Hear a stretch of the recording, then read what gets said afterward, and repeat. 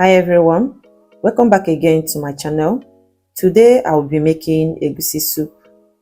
Firstly, let me introduce the ingredients. I'll be using goat meat as the protein. Feel free to use any protein of choice.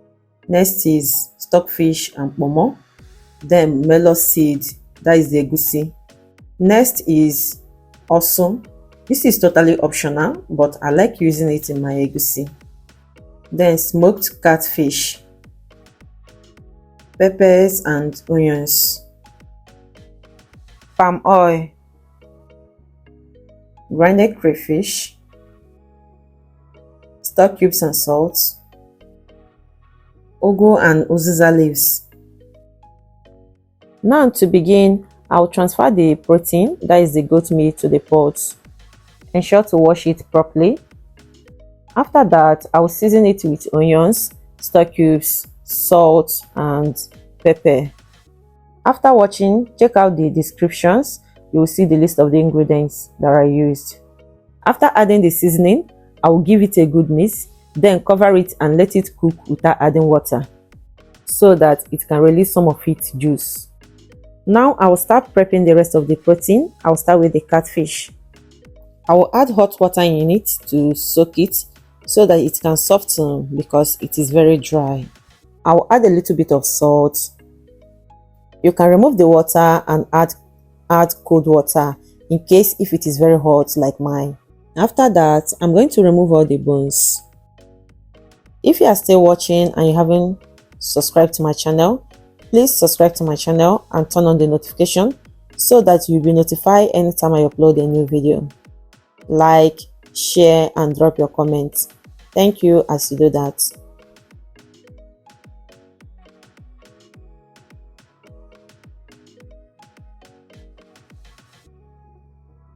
I will as well clean the kpomo. After cleaning it, I'm going to cut it into bite size.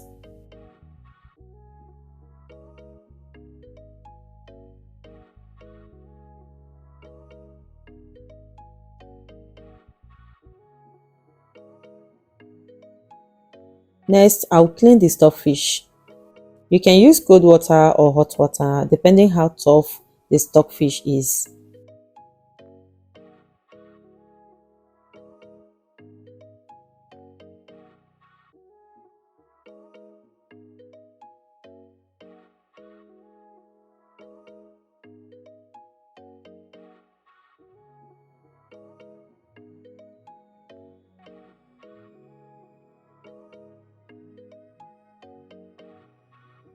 Now I'm back to the meat.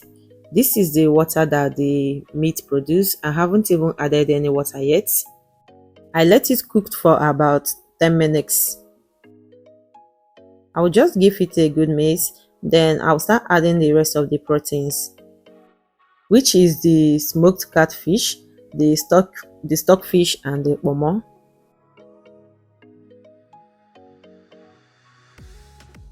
After adding the rest of the proteins, then I'll add in water.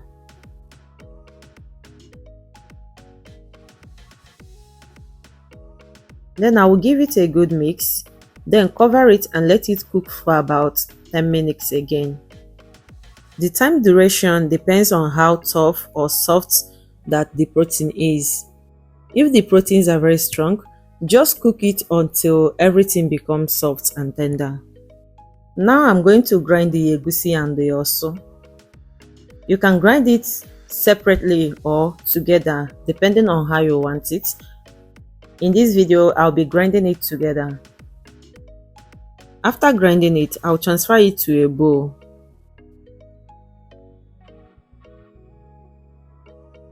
Now I'll add onions and water inside the grinded egusi. Then I will mix it together. The onions is just for flavor. You can blend the onions in case if you don't like seeing onions in your soup. After mixing it, I will let this sit for 3 to 5 minutes. This will enable the egusi to absorb the water. Now I'm back to the meat. I let this cook for extra 15 minutes. The meat has softened and becomes tender. Now I'll be taking out the whole proteins out. This is because I don't want it to be overcooked.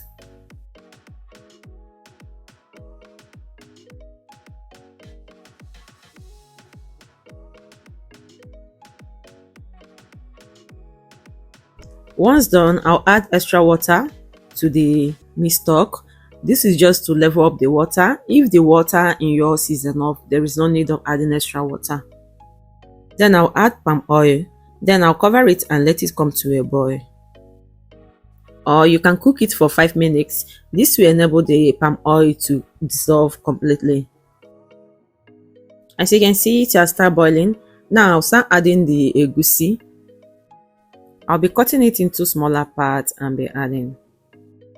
Just like I said at the beginning of this video, that the Ossuu is totally optional. It is not compulsory, but I like using it in my egusi or melon soup because it serves as a thickener.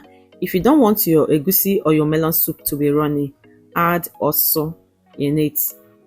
There are still other thickeners that you can as well use in case if you don't want to make use of Ossuu. And again, if you want your egusi to be lumpy, it can help. Now, after adding the egusi, I'm going to cover this and let it cook for up to 20 minutes. Egusi is one of the soup that if you are cooking, you need to exercise patience. You don't need to be in a hurry. That way, it will not give you a stomach upstairs. So you need to wear patient like clothes. While the egusi is cooking, I'll start cutting the vegetables that I will be using. For this recipe, I'll be using ugu leaves and Uziza leaves. I've already rinsed this with clean water and salt.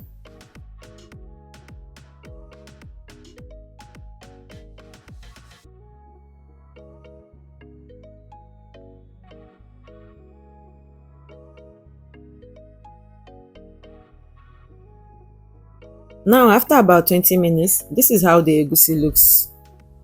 Now it has totally breaks down.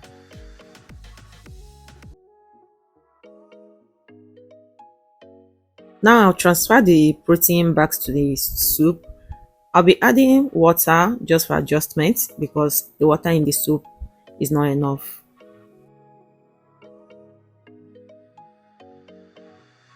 After adding it, I will give it a good mix, then cover it and let it come to a boil.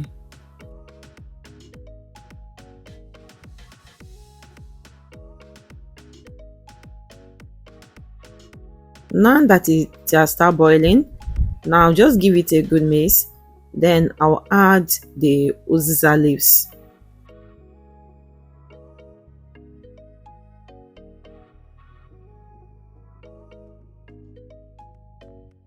After adding the leaves, I'm going to give it a good mix, then I'll cover it and let this cook for about 3 to 5 minutes.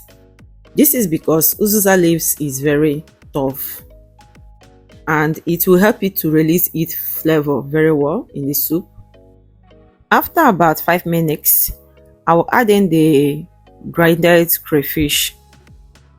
You can add this during the time you added your protein or you can add it now, but I prefer adding mine now because I like retaining the crayfish flavor in my soup. Now I'll give it a good mix, then I'll add the ugu leaves or pumpkin leaf. You can as well use spinach instead of ugu leaf in case if pumpkin leaf is not available where you are. After adding the ugu leaf, I'm going to give this a good mix, then cover it and let it cook. Please, if you are still watching and you haven't subscribed, please subscribe to my channel, like, share and drop your comments and turn on the notification so that anytime I make any upload, you'll be notified. Thank you as you do that. After about 2 minutes, I check on it. Just look and see how yummy it looks. At this point, the egusi soup is ready. You wouldn't like the vegetable to cook for too long. You can go on and enjoy it with any swallow of choice, be it semo, fufu, gare.